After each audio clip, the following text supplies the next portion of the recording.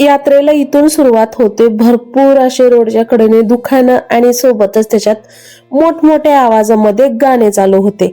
उजेड होता तोपर्यंतच आम्ही यात्रेमध्ये पोहोचलो होतो. आणि बघा, रोडच्या मेन रोड आहे हा पंढरपूरला जाणारा.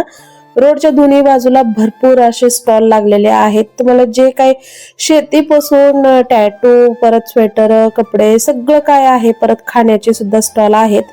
मी, राधा आणि आहो पोहोचलो. सम्राट सगळेजणच. तर आज खूप एन्जॉय करायचा असं आम्ही ठरवूनच उजेडाचा गेलेला आणि राधाचं स्नॅप टाकणं चाललं होतं मैत्रिणीला.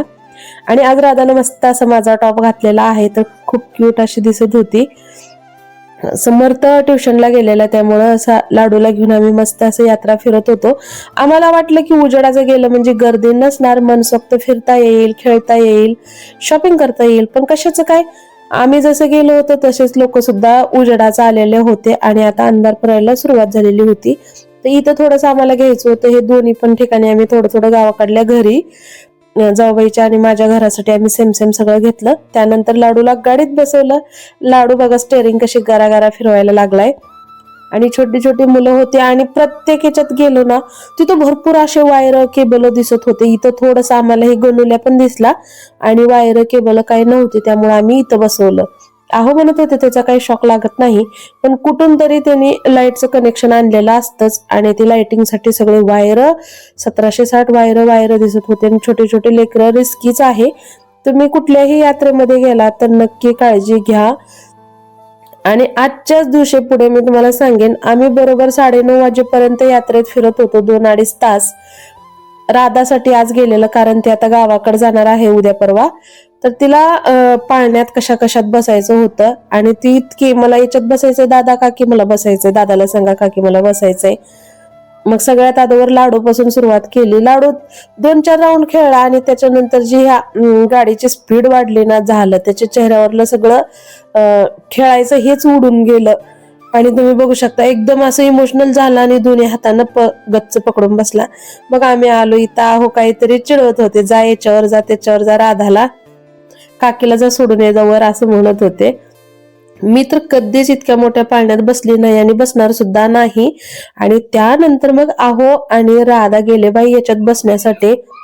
आणि हे खास फक्त राधाला बसवण्यासाठी गेलेले बरं का. मी तर म्हणलं तुझा चांगला आत्मा शांत करून घे, पण इतके हसत होते ना. हे बघा किती खुश आहेत. तिळभर पुरीच्या चेहऱ्यावरती भीती नाही आणि सोबत तिचे दादा आहेत, त्यामुळे तर ती फुल कॉन्फिडन्स होती. आणि ह्या दोघांचं बघून माझी खाली बत्ती गोल. हे बघा किती मस्त एन्जॉय करते. बापरे, मी तर खूप भिले असते याला, माहितीये का. आणि उतरल्यानंतर आहो सांगत होते की वरून पूर्ण यात्रा दिसते आणि फक्त हे जी त्यांचा पाळणा होता ना बसायचा, फक्त एका नटावर आणि एका नट बोल्टवर होता. ते जर सटकलं की सटकलं, मग दुनियेतून माणूस उडालाच. तर तुम्ही सुद्धा यात्रेत गेल्यानंतर खूप काळजी घ्या यात्रेची. म्हणजे असं कुठल्या वस्तूत बसण्याच्या अगोदर ते चांगलं आहे का, भरपूर लोक बसतायत का, कसं. आणि आम्ही उजेड असल्यामुळे ना लोक इतके नव्हते. एक मुलगी इतकी बिंदास बसली होती, ते बघून तर राधा एवढी एक्साइटेड झाली, मला याच्यात बसायचंच आहे, जा म्हणलं बस. निवांत असे मस्त 9-10 राऊंड मारले. सेकंदाला राऊंड इतकं फास्ट होतं ते. आणि वरून यात्रा खूप सुंदर दिसत होती. तिला व्हिडिओ बनवायला सांगायला पाहिजे होतं, पण मी तिघाचे पण मोबाईल माझ्यापाशी ठेवून गेलेले, म्हणजे वरून पडायला वगैरे नको म्हणून. खूप एन्जॉय केलं. जरा सुद्धा दोघांच्या भीती नव्हती. तर खाली आल्यानंतर आहो सांगत होते की पहिल्या 1-1.5 राऊंडला मला म्हणजे असं एकदम भीती वाटली, पण त्यानंतर मग काय वाटलं नाही. मस्त असे हे केले. ते थांबवा म्हणत होते आहो आणि राधा आम्हाला बस, पण ते थांबत नव्हतं. 2-3 राऊंड एक्स्ट्रा झाले, कारण त्याची स्पीड जास्त होती. त्याने बंद केलं तरी ते फिरतच होतं. हे बघा कसे मस्त 2 जण बसलेत ना, अजिबात भीत नाहीत. आणि ते गरागरा फिरत होतं बघून लाडू तर इतका बारीक तोंड केलेला, आणि मला तर असलं काही जमतच नाही, खरं सांगते. 2-3 राऊंड एक्स्ट्राचे मारल्यानंतर मग एकदाच हे कुठं थांबलं. हे बघा खूप एन्जॉय केलं राधिकाने आणि सोबत आहुने सुद्धा. हे बघा थांबला, वेळ लागला. बंद केल्यानंतर सुद्धा 2-3 राऊंड ह्यांचे झाले आणि मग नंतर ते थांबला आणि एक एक करून मग उतरायला लागले. आले एकदाची सुखरूप बाहेर. आणि इथं काहीतरी म्हणून चिडवत होते. म्हणलं बत्ती गुल झाली का, म्हणतात नाही म्हणले खूप एन्जॉय केलं, खूप भारी वाटलं. आणि अहो बघा, एकाच नटावर होतो म्हणून इथं हसत होते. फक्त एका नटावर आम्ही दोघं सुद्धा होतो आणि ते नट खूप मोठे होते. त्यानंतर मग आता खेळणीचा नंबर आला डबल लाडूचा. तर इथं गाडीमध्ये आणि मग परत इथं माझ्या नंदबाईचा मुलगा म्हणजे भाचा भेटला. त्याच्यासोबत बोलत थांबले. तोपर्यंत मग मी लाडूचे 1-2 राऊंड करून घेतले आणि शेजारच्या काकू ते आलेल्या होत्या तिथं, तर ते बोलत होत्या. लाडू बघा कसा धरून गच्च बसलेला आहे. समूह माझं राहिलं ट्युशनला गेल्यामुळं त्याची यात्रा फिरायची. तर त्याचे पप्पा थोड्या वेळाने त्याचं ट्युशन सुटले की त्याला घेऊन येणार आहेत. मला म्हणत होते या ठिकाणी भूत बंगल्यामध्ये जा तू. मी म्हणले नको रे बाबा, तसल्या अंधाऱ्या खोलीमध्ये तर मला जमणारच नाही, खूप भीती वाटते. म्हणजे कधी मी गेले नाही त्यामुळे भीती वाटते. छान असं लाडूला इथं 2-3 राऊंड खेळल्यानंतर आता आम्ही पुढे पूर्ण यात्रा फिरणार आहोत बरं का. आज मुद्दामूनच लवकर आलेलं. तर इतकी सुंदर दिसत होती ना यात्रा, लाइटिंग लागल्यामुळं आणि कलरफुल असल्यामुळं तर खूपच सुंदर दिसत होतं. तर आता आम्ही विचार करतोय की आपण कशात तरी पूर्ण सगळेजण मिळून बसूया आणि तसं समर्थ सुद्धा येणार आहे. मग आम्ही थोडीफार इथं खरेदी केली, जे की गावाकडल्या घरासाठी राधाला पाहिजे होतं, तर ते घेतलेलं आहे. तर 100 रुपयाला 4 असं दिलेलं आहे त्यांनी.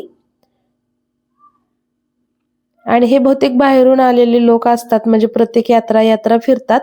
त्यानंतर मग आम्ही गेलो सेल्फीला. तर सेल्फीचा एक छान असा इथे व्हिडिओ बनवलो. खूप सुंदर असा व्हिडिओ आमचा आलेला आहे आणि त्या खाली जे स्टॉलवाल्या ताई होत्या त्या म्हणत होत्या तुम्ही वेगळ्या वेगळ्या पोज द्या. शेवटी त्यांनीच मला सांगितलं की असं करा तसं करा. मला म्हणजे कम्फर्टेबल वाटत नव्हतं आणि आहो तर काय नाही, निवांतच थांबले होते. तर तो मी सेल्फीचा व्हिडिओ अपलोड केलेला आहे. त्यानंतर मग लाडोलीला एक गाडी घेऊन दिली. दीदीला हे काय इयरिंग्स वगैरे पाहिजे होत्या. ह्या प्लेटा बघितल्या, पण ते प्लेटांना पडलं की फुटतात. आणि त्यानंतर मग ते फ्लॉवर पॉट तर खूप महाग सांगत होते, 1000 रुपयाला एक. त्यानंतर मग इथं आम्ही हे शाळेचा स्टॉल होता त्याच्यामध्ये आलं, थोडंसं खाल्लं पिल्लं आणि आता आम्ही बसलोय ट्रेनमध्ये. हे मी पहिल्यांदाच बसले आहे बरं का. तर एका याच्यामध्येच आम्ही चौघं सुद्धा बसलो. खरंच खूप भीती वाटत होती. पहिले 1-2 राउंड वाटले, पण परत नाही काय वाटलं. पण त्याची स्पीड वाढल्यानंतर ना छाती अशी धडधडत होती, की उगच्या उगं मी याच्यामध्ये बसले असं मला फील होत होतं. आणि काय माहिती मला ना अशा गोष्टीमध्ये जास्त बसायला हे आवडतच नाही. मेन म्हणजे भीती वाटते. जसं की आपण सोशल मीडियावर व्हिडिओ बघतो, इथं ॲक्सिडेंट झाला, तिथं असं झालं, केस अडकले, साडी अडकली, हात मोडला, पाय मोडला, वरून कोसळले, जीव गेला. आणि खरंच मला खूप भीती वाटते. पण हिम्मत करून बसले होते म्हणून मला बसावं लागलं. तर तिथं राधासोबत आहो बसले, तर इथं राधा आणि समर्थसोबत मी बसलेली होती. पण ठीकठाक आम्ही बाहेर आलो. छान अशी आमची पूर्ण 8-9 राउंड झाले बरं का. खूप छान इथं पण वाटलं. पण भीती मनात माझ्या उतरेपर्यंत होती आणि ती भीती असायलाच पाहिजे. आणि तुम्हाला सांगते मी, आम्ही घरी पोचलो 9-9:30ला आणि पाठीमागं एक मुलगी असं पडली आणि मेली म्हणून चर्चा उठलेली आहे. पूर्ण जागेलाच जीव गेला. त्यानंतर 2-3 बायका सुद्धा पडल्या त्यांच्या साड्या अडकून. ते सुद्धा आम्ही बातमी ऐकली. तर खरी आहे का खोटी माहिती नाही, पण असं झालंय म्हणून आम्ही ऐकलं. आणि हे बघा इथं असा गरागरा फिरत होता ना हा डायनासोरवाला साप. खरंच खूप भीती वाटत होती आणि वरून छान असा व्ह्यू दिसत होता पूर्ण यात्रेचा. तेच मी तुम्हाला दाखवण्याचा इथं प्रयत्न करते. तर ह्या वर्षीची यात्रा ना राधा मी भरपूर एन्जॉय केलो आम्ही. तर गेल्या 1-1.5 वर्षापूर्वी त्याच्या गेल्या वर्षी अंकिता होती तिच्या लग्नाच्या वेळेची. त्यावेळेस ही यात्रा आम्ही अशीच एन्जॉय केली होती. पण ते आता येऊ शकत नाही तिचं छोटं बाळ असल्यामुळं. पण राधा आम्ही मात्र भरपूर एन्जॉय केली. आणि ह्या ट्रेनमध्ये सगळे मोठे लोकच बसत होते, म्हणजे मोठ्यांसाठीच होती, छोटे मोठे. पण फक्त छोटे बसवू नका तुम्ही, छोट्यासोबत मोठे सुद्धा बसा, कम्फर्टेबल आहे.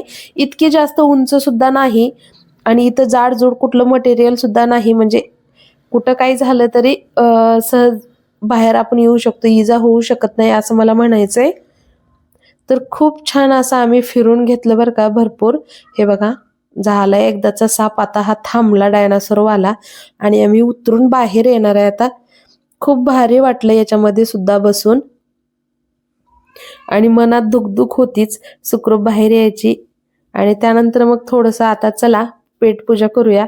तर आज आम्ही बाहेरलं काही खाल्लं नाही, फक्त आईस्क्रीम आणि उसाचा रस पिलो आणि आम्ही घरी निघून आलो. कारण घरी स्वयंपाक भरपूर असा बनवलेला होता पंढरपूरला घेऊन जाण्यासाठी, आणि ते काय आम्ही पंढरपूरला जायचं अचानक कॅन्सल झाल्यामुळं भरपूर असं स्वयंपाक होता. त्यानंतर मग देवीच्या मंदिरात बाहेरूनच दर्शन घेतलं, कारण खूप खूप खूप उशीर झाला होता.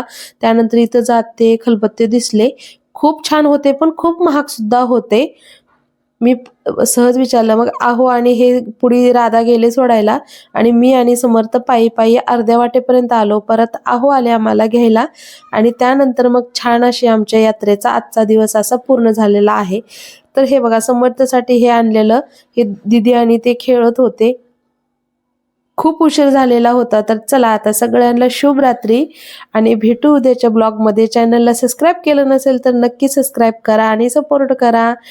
व्हिडिओ बघितल्याबद्दल खूप खूप धन्यवाद.